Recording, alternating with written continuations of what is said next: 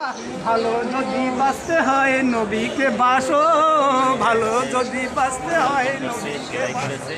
তোরা রক্ত যদি দিতে হয় নবীর জন্য দিও, তোরা রক্ত যদি দিতে হয় নবীর জন্য দিও, তোমার জীবনটা যদি বিলিয়ে দিতে হয় আমার নবীর জন্য দিও। তার বিনিময়ে তুমি হবে জান্নাতি, তার বিনিময় হবে তুমি জান্নাতি।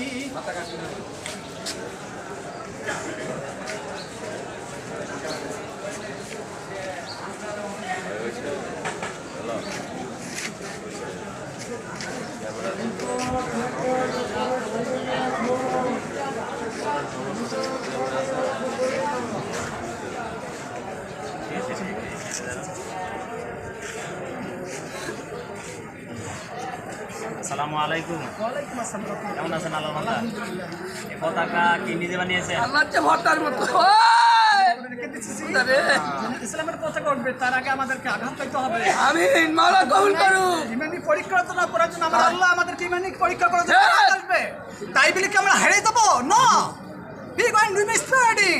আমরা নবীর উম্মত হারাইতে পারি না। আমার ইমানগুলো ছকির খাওয়ার প্রয়োজন রয়েছে। ইমান তাকওয়া, যদি আমার ইমান নরবল হয় তাহলে আমাকে আঘাত খেতে হবে। কারণ কি আমার ইমানটাকে সঠিক করে নেওয়া, এই কালামার পতাকা বিনতে নিয়ে আমার ছেপে পড়বো আমার নবীর উম্মত হয়ে। তাহলে আমার আল্লাহ হেফাজতকে হেফাজতে রাখবে, কোনো কাফের বেঈমানকে নয়। আমার সেই নবীর উম্মত, আমরা ইবলিসকে ধোঁকাবাজি করতে দেব না।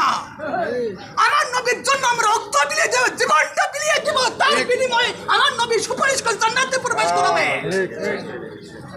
আমার কত কষ্ট পেয়েছে নাকি ভাই আমার? যদি আমার কত কষ্ট পারে আমি তোদের পা ধরে মাপ চাবো।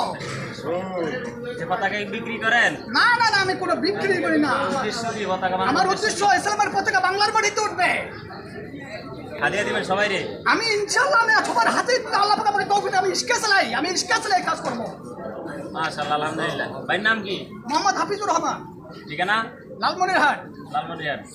আলহামদুলিল্লাহ, আগে যান, আল্লাহ কবুল করুন।